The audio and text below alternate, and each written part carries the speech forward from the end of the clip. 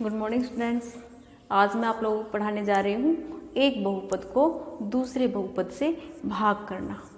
ठीक है, तो अपन स्टार्ट करते हैं। तो किसी बहुपद को दूसरे बहुपद से भाग करने के लिए भाग के अंदर यानी विभाजन के अंदर डिवाइड करते हैं हम जब भी दो बहुपदों को, तो उसमें शब्द आते हैं भाजक, भाज्य, भागफल और शेषफल। हमें पता होना चाहिए क्या भागफल होता है, क्या भाजक होता है, क्या भाज्य होता है और क्या शेषफल होता है। ठीक है, तो जैसे भी हम डिवाइड करते हैं तो यहाँ पे जो संख्या लिखी जाती है, सबसे बड़ी जो संख्या होती है भाज्य और भाज्य में, ये होती है भाज्य। और जिस संख्या से भाग करते हैं उसको हम बोलते हैं भाजक। हमारे पास जो आंसर आता है उसको हम बोलते हैं भागफल। वो लास्ट में भाग करने के बाद लास्ट में जो बचता है अपने पास उसको हम बोलते हैं शेषफल। ठीक है, तो बहुपद के अंदर भाज्य, भाजक, भागफल, शेषफल, इनको हम लिखते हैं भाजक को QX, क्योंकि आंसर हमारे पास बहुपद में बहुपद का भाग करेंगे तो जो भागफल होगा वो भी एक बहुपद के अंदर आ सकता है, शेषफल भी बहुपद के अंदर आएगा तो उसको हम बोलेंगे RX। जो भाज्य होगा उसको या तो PX लिखेंगे या फिर FX। वो हमें बहुपद दिया गया होगा उसको या तो PX या FX लिखा जाएगा। ठीक है, और जो भाजक होगा उसको हम लिखेंगे GX। तो ये ध्यान रखना है, हम भाग करेंगे तो उसके अंदर ये नाम आएंगे RX, GX, QX, FX। विभाजन एल्गोरिथम है जो 10th क्लास में है और 9th क्लास में भी है भाग प्रक्रिया बहुपदों की, तो उसके लिए इम्पोर्टेंट है ये PX, FX कहाँ पे यूज़ होगा, QX कहाँ पे यूज़ होगा, RX कहाँ पे यूज़ होगा और GX कहाँ पे यूज़ होगा, इन सभी को। ठीक है, तो यहाँ पे हम भाग करते हैं। जैसे कि हम बहुपद लेंगे तो स्टेप बाय स्टेप किस तरह से हमें भाग करना है।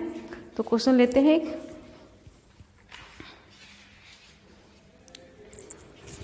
5x² 5x² plus 7x plus 3 को एक बहुपद है, इसको भाग करना है x प्लस 1 से, यानी कि हमें दो बहुपद दिए गए। ठीक है, तो कभी भी बहुपद दो दिए गए हैं और भाग करना है तो जो अधिकतम घात वाला बहुपद होता है वो क्या होता है, भाज्य होता है, FX या PX। ठीक है, ये हमारे पास FX हो गया और ये हमारे पास GX हो गया। हमें इन दोनों को भाग करना है। ठीक है, तो भाग करते हैं तो किस तरह से लिखते हैं, इस तरह से यहाँ पे लिखते हैं FX हमारे पास है 5x² प्लस 7x प्लस 3 और इसको हमें भाग करना है x प्लस 1 से। तो सबसे पहले जो हमें क्वेश्चन दिया गया होगा तो सबसे पहला स्टेप होगा, हम देखेंगे FX और GX है वो सही क्रम में लिखे हुए हैं या नहीं है। सबसे पहले में क्या करना है, घातांक के अनुसार अवरोही क्रम में लिखना है, यानी कि सबसे बड़ी घात वाला पद, फिर उससे छोटी घात वाला पद, फिर उससे छोटी घात वाला पद। इस तरह से पदों को व्यवस्थित रूप में लिखना है। तो हमारे यहाँ पे क्वेश्चन में व्यवस्थित रूप में लिखा हुआ है तो हमें ये लिखने की आवश्यकता नहीं पड़ी। ठीक है, उसे दूसरा स्टेप, कितने पे भाग लिख लिया हमने, उसके बाद कितनी संख्या पे भाग जाएगा। जैसे अपन भाग करते हैं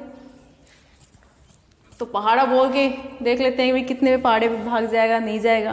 तो इसमें हम क्या करते हैं, जो भाज्य होता है अंदर जो संख्या लिखी रखी है भाज्य, इसका जो पहला पद होता है, क्या पद है, 5x², इसको भाजक के पहले पद से विभाजित करके यानी भाग करते हैं अपन, यानी कितने पे जाएगा, कितने पे भाग करना है। तो हमारे पास वो संख्या कैसे आएगी, पहला पद क्या है 5x², इसको भाग करेंगे हम x से तो हमारे पास क्या आ जाएगा, घातें घट जाएगी, 1 है 2 है, ये हमारे पास हो जाएगा 5x। यानी कि जो विभाजन होगा यहाँ पे कोई भी संख्या आएगी तो कितनी पे आएगी, कितने में ये भाग जाएगा, तो भाग तो जाएगा ये 5x, और यहाँ पे क्या लिखेंगे, जो 5x है इसको हम इससे x प्लस 1 से गुणा करके यहाँ पे लिखेंगे। जैसे कि हम भाग करते हैं,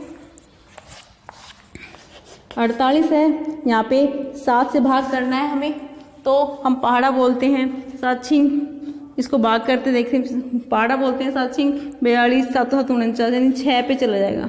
हमें ये पता चल जाता है कि 6 पे जाएगा तो 6 की और 7 की जो गुणा होती है 7 छिंग 42, वो हम 48 के यहाँ पे लिखते हैं, 7 छिंग 42, और फिर उसके बाद घटाते हैं। तो 48 में से 46 घटाएंगे तो 6 आ जाएगा, 6 जो 7 से कम है इसलिए शेषफल है। तो यहाँ पे क्या संख्या लिखी हमने, 6 को 7 से गुणा करके लिखा ना, बिल्कुल इसी तरह से हमने ये 5x प्राप्त करना है। 5x कैसे आएगा, बहुपद का पहला पद है, इसको भाज्य के पहले पद से, भाज्य के पहले पद को भाज्य के पहले पद से भाग करेंगे, भाग करेंगे तो हमारे पास आएगा 5x, और 5x को x प्लस 1 से गुणा करके वो गुणनफल यहाँ पे लिखेंगे, यानी कि 5x को x से गुणा करेंगे तो यह आ जाएगा 5x स्क्वायर। ध्यान रखना है समान पदों के साथ ही लिखना है, यानी 5x स्क्वायर 5x स्क्वायर के पास में, और 5x को 1 से गुणा करेंगे तो 5 एकम 5x। ठीक है, समान पदों के नीचे व्यवस्थित रूप से लिख देंगे। फिर देखो हम भाग करते हैं तो फिर घटाते हैं, पहाड़ा लिख लिया, 6 7 42, 42 लिखा, फिर 48 में से हम 42 को घटाते हैं। तो मैंने आप लोगों को बताया था जब बहुपदों को घटाते हैं तो चिन्ह चेंज हो जाते हैं, यानी कि जो प्लस का है वो माइनस का हो जाता है और माइनस का प्लस का चिन्ह हो जाता है। तो यहाँ पे दोनों धनात्मक संख्या है तो दोनों क्या हो जाएगी, ऋणात्मक हो जाएगी। ठीक है, घटाएंगे तो ये 0 हो जाएगा, और 7x में से 5x घटाएंगे तो ये आ जाएगा हमारे पास 2x, और प्लस ऊपर से ये संख्या है ये चीज आ जाएगी, यानी प्लस 3। ठीक है, अब वापस से 2x है, यहाँ पे x है, तो कितने पे भाग करेंगे, तो वही स्टेप जैसे यहाँ पे हमने पहले पद को पहले पद से भाग किया था, बिल्कुल वैसे ही इस 2x को इस x से भाग करेंगे, यानी कि 2x बटे x से x कट जाएगा, हमारे पास आया 2 कैसा है, धनात्मक है, इसलिए यहाँ पे लिखेंगे +2। ठीक है, और जो ये 2 आया है इस 2 को इस पूरे भाजक यानी x प्लस 1 से गुणा करके यहाँ पे लिखेंगे। 2 को x से गुणा करेंगे तो 2x, और 2 को 1 से गुणा करेंगे तो 2 एकम 2। ठीक है, हमने गुणा करके यहाँ पे लिख दिया। अब यहाँ पे लिखने के बाद हम क्या करते हैं, भाग में घटा करते हैं, और व्यंजकों की जब घटाते हैं तो चिन्ह बदल जाते हैं, ये भी माइनस का हो जाएगा और ये भी माइनस का हो जाएगा। 2x में से 2x घटाएंगे तो 0 हो जाएगा, और 3 में से 2 घटाएंगे तो 1 आ जाएगा। अब देखिए 1 इसका अधिकतम घात 1 है और इसकी अधिकतम घात 0 है। जब हमारे पास लास्ट में यहाँ पे कोई संख्या है उसकी अधिकतम घात भाज्य के अधिकतम घात के से छोटी आ जाए तो इसका मतलब अपना भाग यहीं पे रुक जाएगा। यहाँ पे जो आंसर है वो क्या होगा, शेषफल कहलाता है, यानी कि यहाँ पे जो Rx है उसका मान क्या होगा, 1 होगा। और यहाँ पे जो हमारे पास आया है 5x प्लस 2, ये क्या होगा, Qx होगा। इसको हम क्या कहते हैं, Gx, और ये हो गया हमारे पास Fx। ठीक है, तो इसके बाद नाम आता है विभाजन एल्गोरिथम।